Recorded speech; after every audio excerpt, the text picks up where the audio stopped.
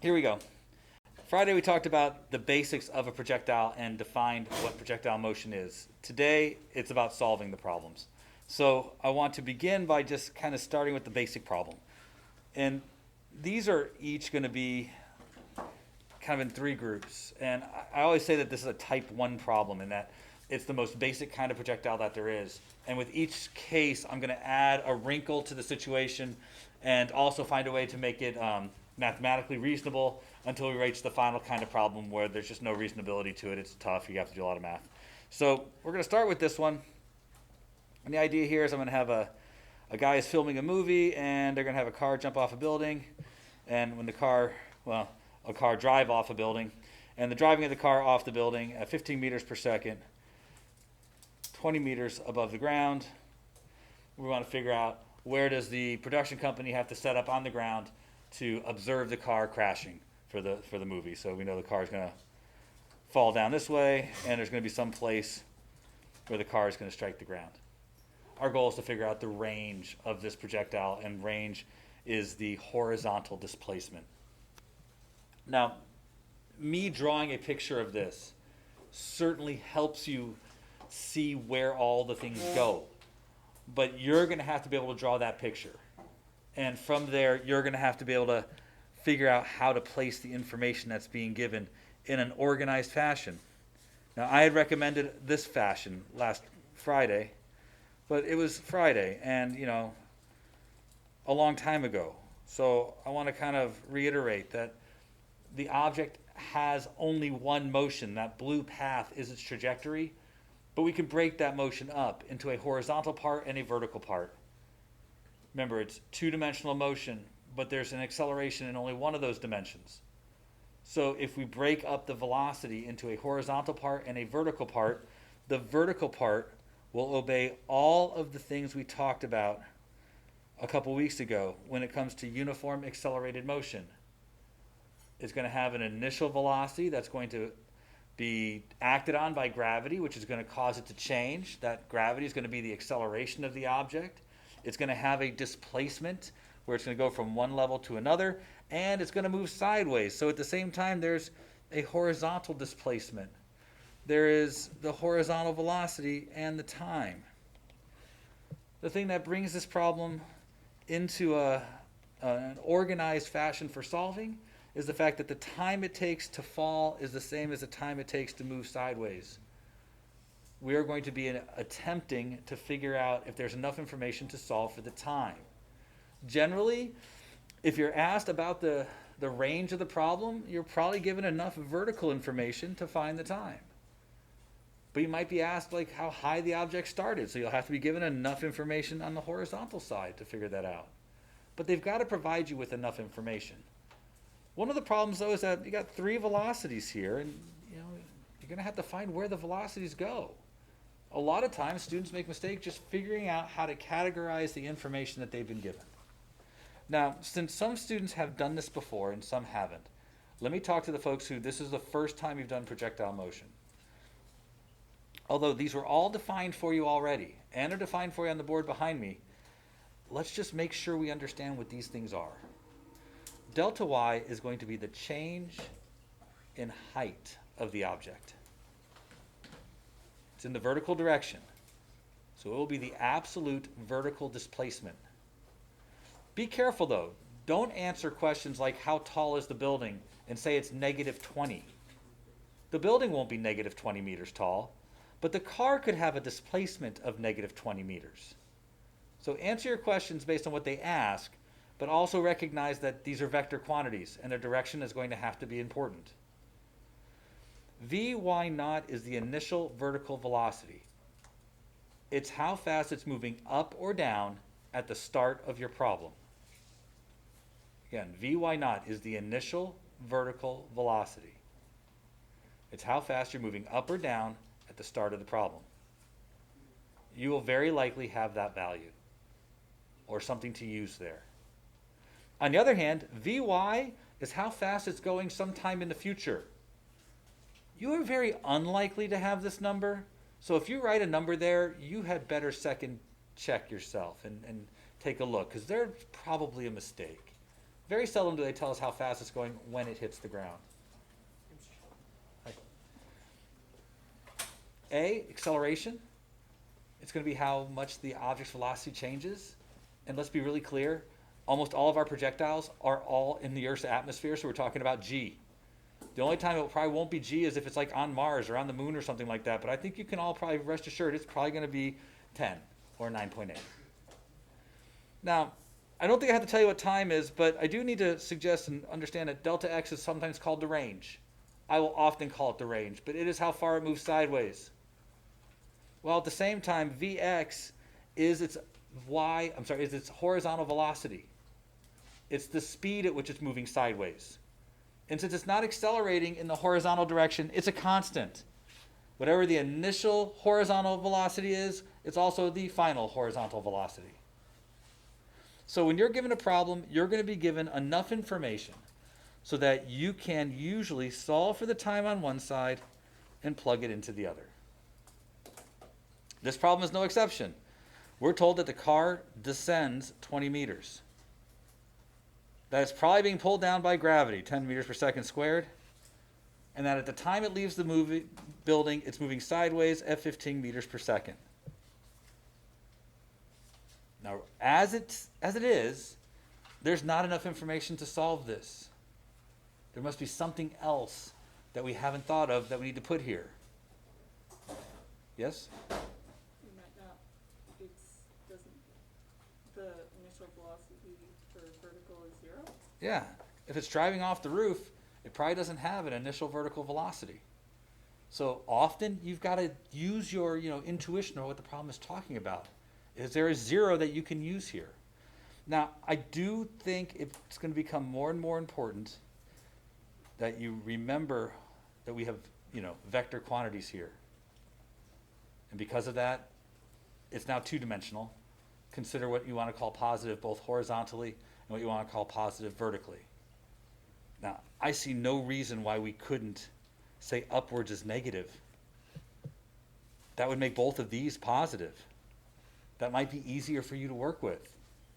But don't take them for granted. Pay attention. Be consistent. Now, I believe I could probably give you like 30 seconds or a minute, and you could probably tell me where the object strikes the ground. I think you can do this. So I'm going to give you about a minute, and then I'll hit some people up for telling me the time and all that kind of stuff. How long is it in the air? 2 seconds, that's right. So you write it in both places? And now that we know that's in the air for 2 seconds, how far sideways did it move? 30 meters. All right, so not going to be a problem, I don't think, but let's make sure. The director has decided that he thinks it's hitting the ground too far away from the edge of the building and would like it to hit the edge of he would like it to be no more than 10 meters away from the edge of the building. But he also would like the car to fall from a higher position. So he's going to move it up a couple floors so that it's 30 meters above the ground. But again, he wants it to strike the ground only 10 meters from the edge of the building. How fast would the car have to be going under those circumstances? Again, the director would like to change the parameters a bit, have the car land 10 meters away from the edge of the building, but he wants to start the car higher in the air. He wants to start at 30 meters above the ground. Under these circumstances, how fast will the stunt driver have to be driving the car? So are we about done? Josh, can you tell me something to fill in this chart? Anything?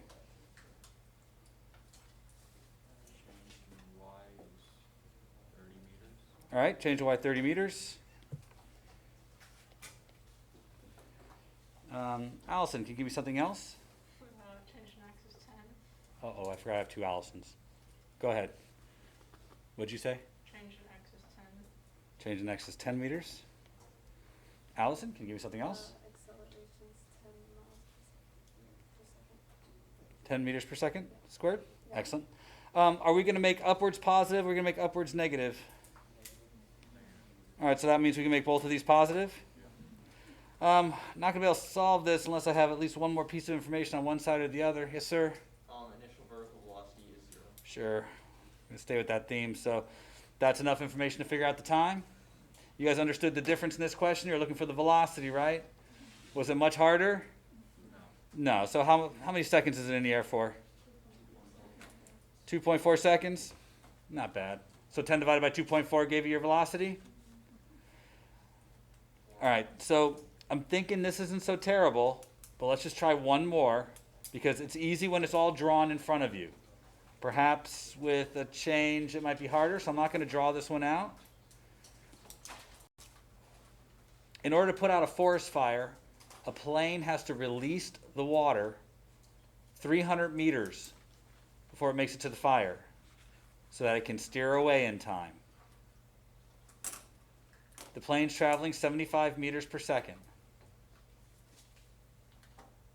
How high must the plane be when it releases the water for the water to reach the fire? Again, a plane is going to try and put out a fire by releasing water, like doing an airdrop. The plane has to release the water 300 meters before the fire. Has to release it 300 meters before the fire so that it can steer out of the way. The plane is traveling at 75 meters per second. What is the altitude of the plane when it releases the water?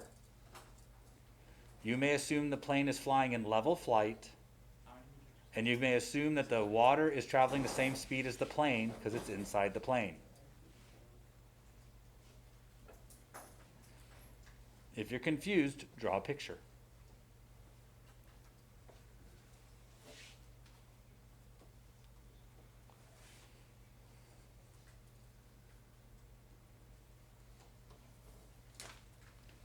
Okay, Oliver, just take it back there with you.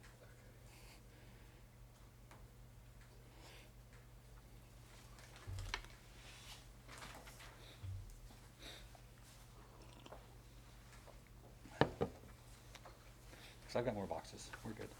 Just take it back there with you. I've got more boxes.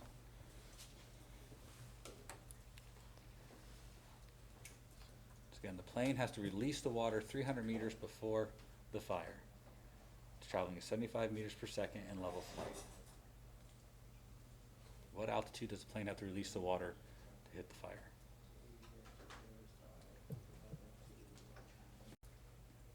So, Em, I'm going to draw a picture here. You help me out.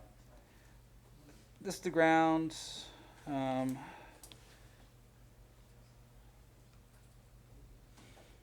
There's our fire.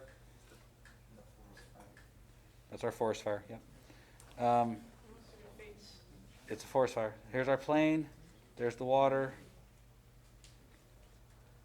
What should I label here to help me?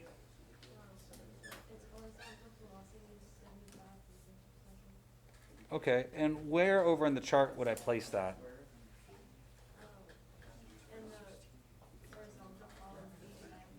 Thank you. Adam, what's another thing I should label on this?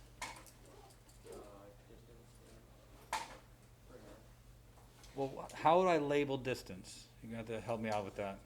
Because I think there's more than one possible way to label a distance here, so...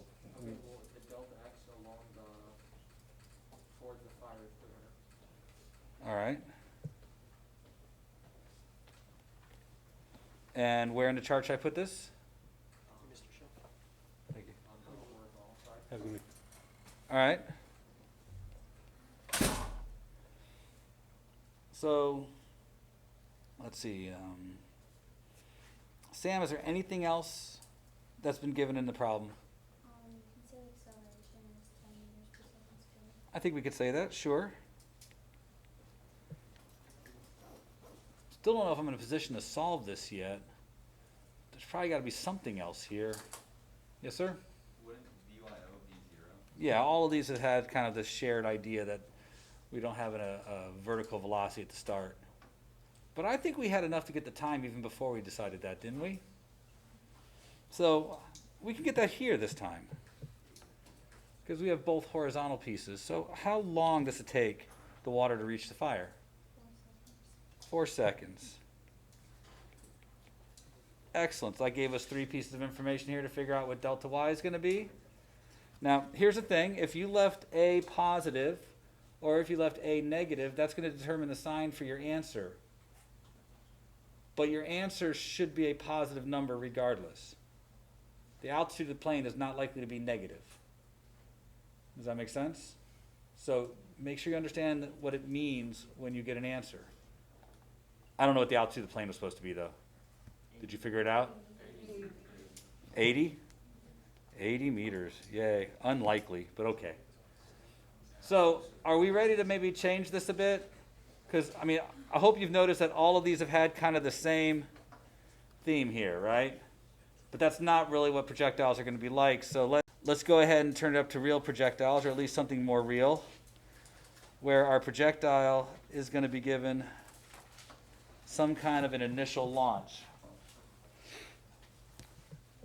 A real projectile is going to have probably an initial launch, a launch velocity. And when I say a real projectile, I mean another projectile, another type of projectile.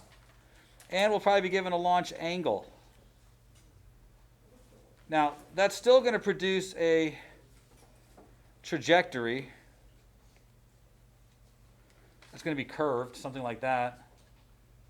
Still going to have similar qualities, but clearly, under these circumstances, our object's going to have some amount of that velocity that's going to be horizontal, and some amount of that velocity that's going to be vertical. Thus, we did trig earlier this year, right? And hopefully you can see why we had to do the trig, because pretty clearly we're going to have both pieces here. Let's focus on this for just a minute and recognize that if we launch something at an angle with some initial velocity, it's going to have a certain amount of that velocity be vertical, and a certain amount of that velocity is going to be horizontal. So can you see what I see, that this is going to be the adjacent side and this is going to be the opposite side with our launch velocity, the hypotenuse? I'm going to call the launch velocity the absolute or the polar version of the velocity.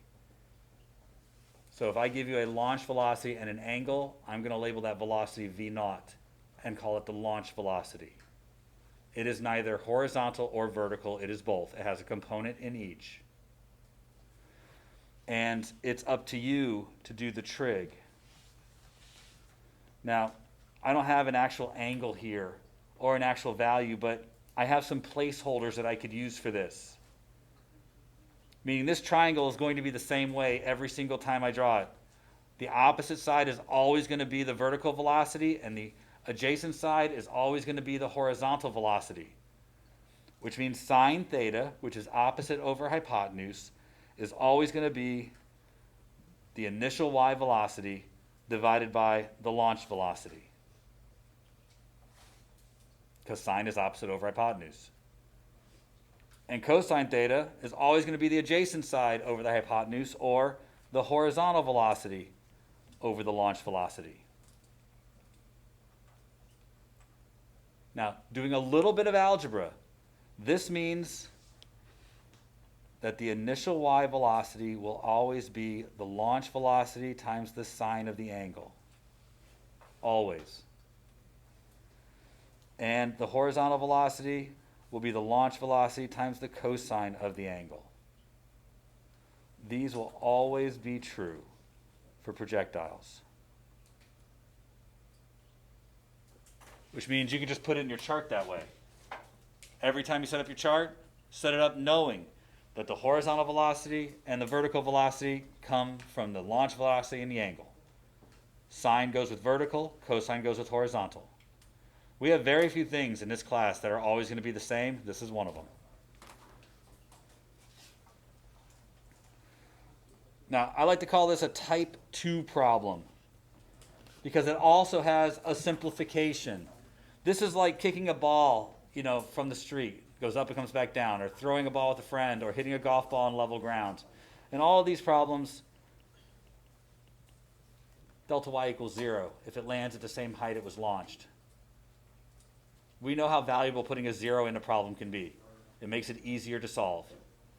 So what we've done here is added a wrinkle. We've added this angle of launch, but we've also added something to still make it relatively easy to solve so we can focus on the trig part for this section and ignore some of the math parts. I do want to make sure that I emphasize that the object itself still is going to have one part of its velocity that is constant.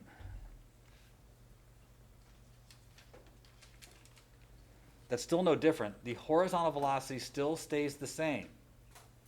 Once you figure out what it is, it doesn't change.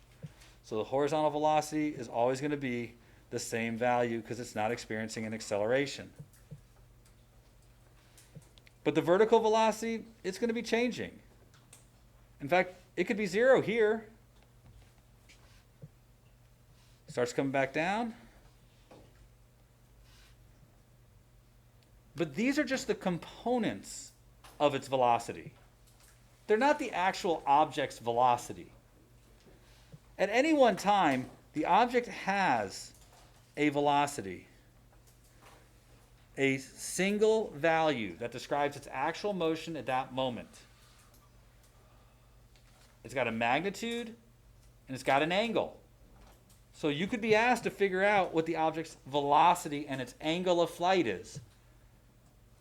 Even though we work with just the components, those two components tell us what the actual velocity is and the angle. It's just converting from rectangular back to polar. Also, I don't think this is a surprise, but the maximum height of the object will occur when Vy is equal to 0. The maximum height of the object will occur when Vy is equal to 0. That doesn't mean it stopped. It still has Vx, but Vy is 0. That doesn't tell you where it reaches its maximum height. It just tells you how high it will get. Figuring out where it reaches its maximum height, well, that'll be a story for another day. But it's something to think about. Remember, maximum height is reached when Vy is equal to 0. I've said it like 4 times. Make sure you know it. So, I think we worked this one out. Let's get some numbers to this. Let's say that we're launching at 65 degrees at a velocity of 35 meters per second.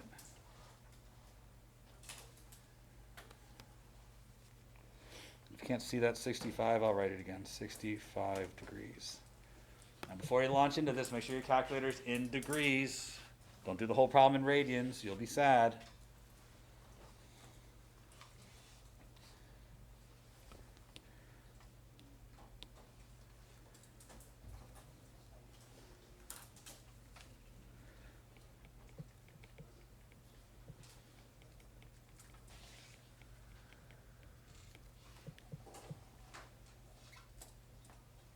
Now this should be pretty clear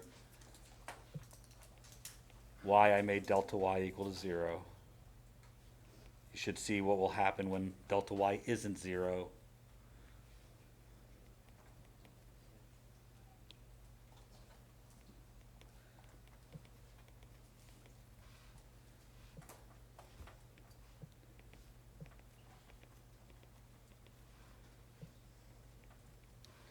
So as we go through here, delta y is 0 because it's landing at the same height. The initial y velocity, 35 sine 65 degrees. Acceleration is still 10 meters per second squared. That's it for this side, but that's 3 pieces. That's enough. The other side, all we've got is 35 cosine 65 degrees. Wouldn't it be -10? Well, we have to decide. Doesn't matter whether we make it positive or negative, but we have to make a decision about whether upwards is positive or upwards is negative and then be consistent. The last 2 problems we made upwards negative. We can continue that. It just means that the initial velocity has to be made negative and the acceleration has to be positive. You just have to be consistent. Does everybody understand? As long as you're consistent, It works out. Any answers that are negative mean up. Any answers that are positive mean down. Just be consistent. What you can't do is make them both positive. Then you're going to be in trouble. What is 35 sine 65 degrees?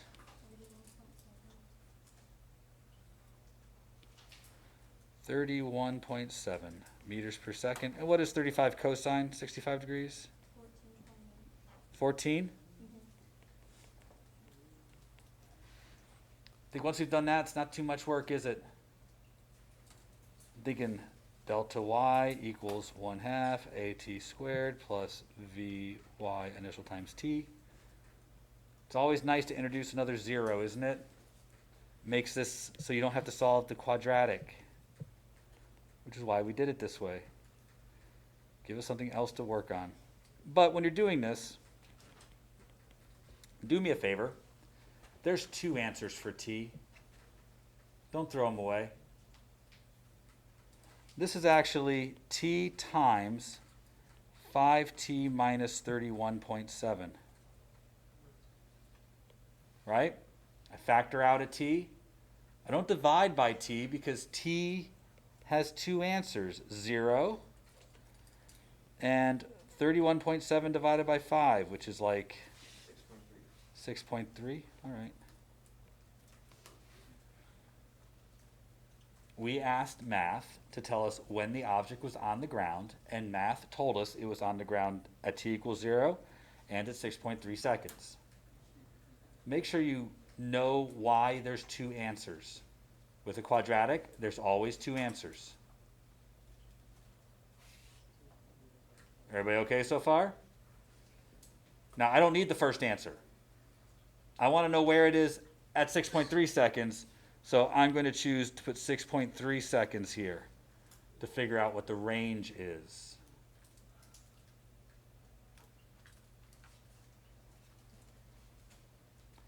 And that should give me where it lands.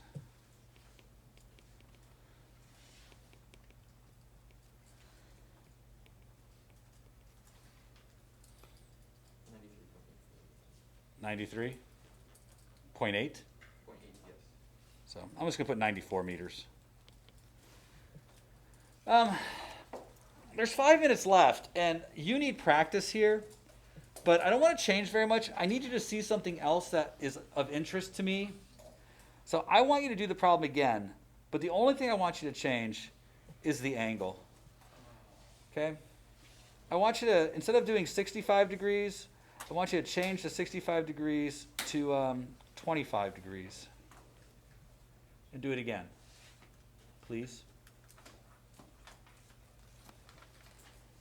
Change it to what degree? What's that? What was the degree? 25 degrees. Thank you.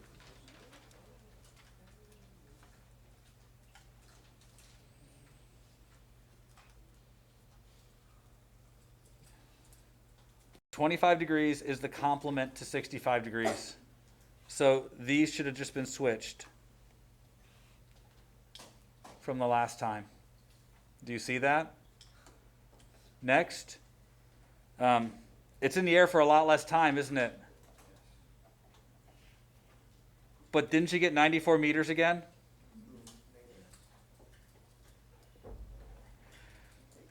There is something happening here that you should pay attention to. And anybody who's ever played with water coming out of a hose knows it.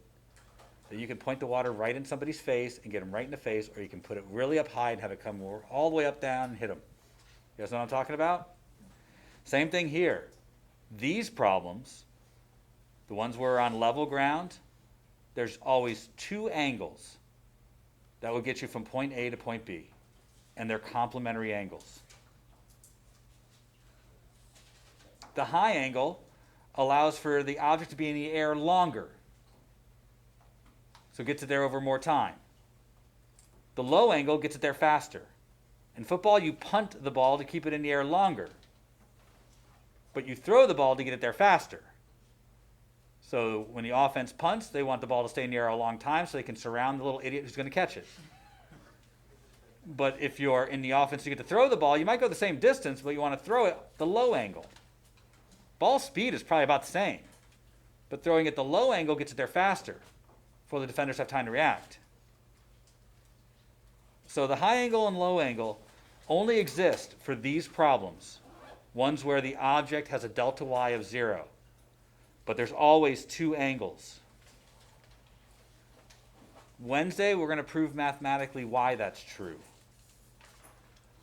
Now, I kind of feel like the type 2 problem is done because we've done an example of it. But I also feel like you guys need to practice this a little bit.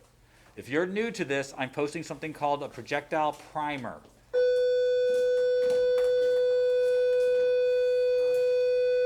It's 3 practice questions for each type of projectile motion problem that we've seen today. If you need it, do 1 from each category, just to be good at it. If you don't need it, then still do 1 from each category. If after you do the first one you get it wrong, do the next one in the same category. All right, that's it for today.